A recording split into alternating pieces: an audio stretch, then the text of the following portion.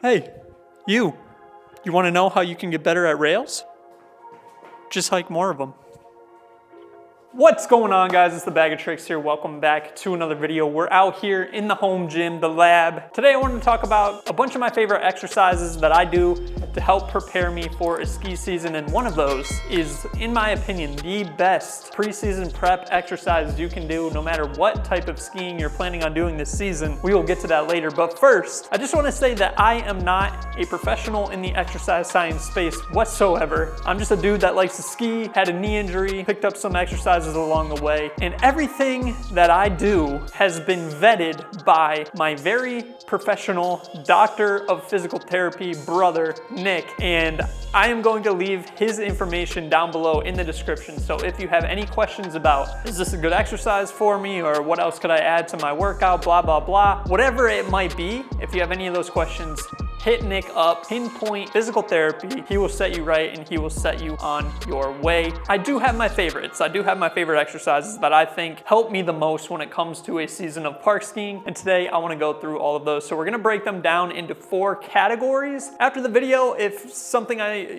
some of the exercises I'm talking about don't seem appealing to you, that's fine. You can go find other options from those categories that fit what you want to do a little bit better. So let's hop right into it. The first category we're going to talk about is strength, and when it comes to leg strength, guys, there's no need to get cute about it. I mean, the top dog and my favorite, and probably everybody's favorite exercise out there when building leg strength, is the squat. So I do a lot of squats leading up to a season, both traditional squats and split squats, to work on that single leg strength as well. What it's gonna do is, when you strengthen your legs as a park skier, those overshot landings or those knuckles or those landings where you're landing back seat and you gotta pull yourself up and out of that, those all become a lot easier to manage and handle. When your legs are stronger, you're also at less risk of injury when you land like that. So I think that's probably the most important thing, is being as strong as you possibly can be, and the squat is my go-to when I'm preparing for a ski season. All right, so the next category I want to talk about is explosiveness, so training for that. The last 2 years I threw a backflip,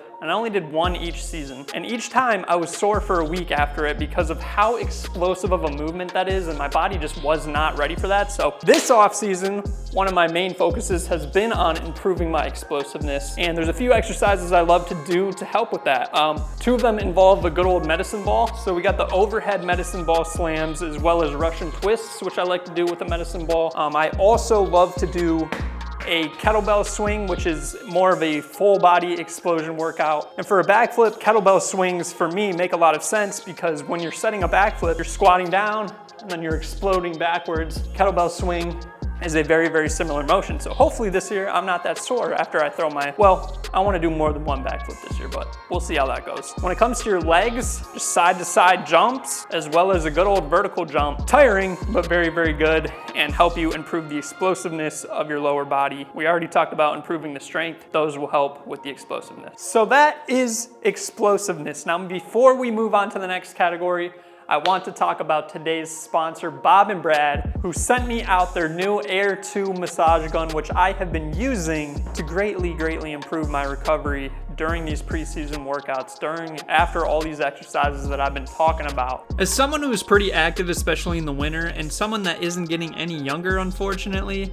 my muscles get sore a lot, and I've always found using a massage gun to help. So I was stoked when they sent this my way to try out. It comes in a clean and protective carrying case, making it perfect to bring along on a day of skiing or even a trip out west while keeping everything organized. This massage gun is the first sub $100 gun to feature 12mm amplitude.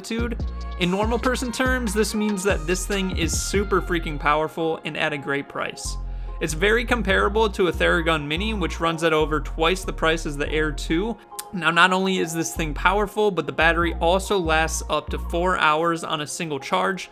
And if you're using a massage gun for longer than 4 hours at a single time, there might be something seriously wrong, and you might want to, message again, my brother Nick down below in the description to get that figured out. There are 3 massage power levels, and it comes with 5 soft silicone massage heads depending on what you need them for. And man, after a hard preseason workout or a long day on my skis, this thing feels like an absolute dream. The handle makes it super easy to put a lot of pressure into whatever muscle you need it for, and the massage heads allow you to hit every little sore spot you might have. The heads are also a lot less violent and painful than some of the plastic ones that I've used on other massage guns in the past, which is super nice. Massage guns have been a staple of my recovery process for a while now, especially in between days of skiing on our longer trips out west. And the Air 2 is by far the best massage gun I've used so far. If you're an active person or just somebody with daily aches and pains of life, but have never tried a massage gun before, you really need to, and you can do that by following the link below in the description to pick up your own Air 2, and using this code to get 10% off your order. Huge thank you to Bob and Brad for supporting me. Now let's get back into the video. The next thing I really actually enjoy doing in the off season or whenever is working on my balance. This is something I started doing a lot during my ACL recovery, and it's something that I still do today because honestly I just enjoy it. I think it's fun, but a lot of this balance work will use a Bosu ball, and there's like hundreds of exercises you can do with a Bosu ball, so I'm not obviously going through all of them. I like doing this single leg clock drill.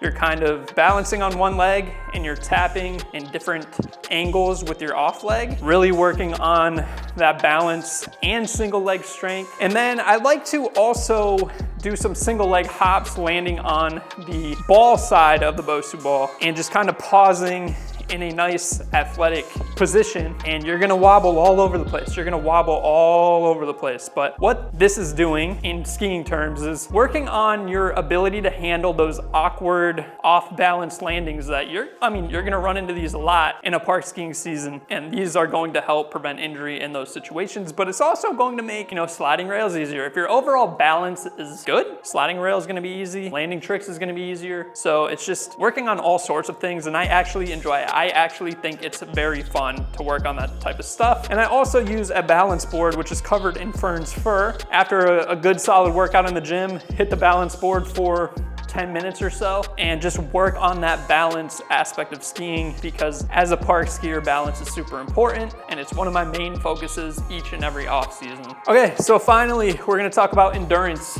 and this is where the greatest exercise that I can think of to prepare you quickly for a ski season comes into play. So let's talk about the low impact option, and that is just riding a stationary bike at high resistance for a long period of time, as long as you can go, as high resistance as you can go. I mean, it is gonna burn your quads to the max, and what we're trying to do is recreate that quad burn feeling that you get while skiing in, long runs or heavier snow or whatever the case may be. If you've skied, you know what I'm talking about. That quad burn can be real. The best exercise, and this is more than just endurance, it's explosiveness, it's strength, it's endurance, it covers all of them. It covers everything I just talked about, even balance. That is why I love it so much for skiing, and I think it's the best exercise you can do to prepare for a season is the leg blaster. So what it's going to be is 10 just body weight squats at a pretty fast pace, followed by 5 lunges on each leg, followed by 5 jump lunges on each leg, followed by 10 jump squats. You do all of that back to back to back to back, and then you take a break for a little while and you do as many sets as you can, 2, 3, 4, 5, whatever you can handle. But let me tell you guys, this exercise, it only takes 10 minutes of your day. It is an absolute gasser. And like I said, it really does work a lot of different areas that are used while skiing. So in my opinion, it's the best exercise you can do to get ready for a ski season, to get ready for a ski trip. Just try it, you'll know what I'm saying. It's not fun by any means, it sucks. But you can just tell the work it's doing for you, and hopefully the next time you go ski after doing a bunch of leg blasters, you'll be able to feel the benefits. All right guys, so that's it. Again, if you have any questions about exercises, about anything more than what I just talked about, hit up Pinpoint Physical Therapy, the main contact for any question like that down below. Once again, thank you Bob and Brad for sponsoring this video and supporting the channel. I truly appreciate it, and thank you guys for watching. I will see you in the next video, guys. Peace.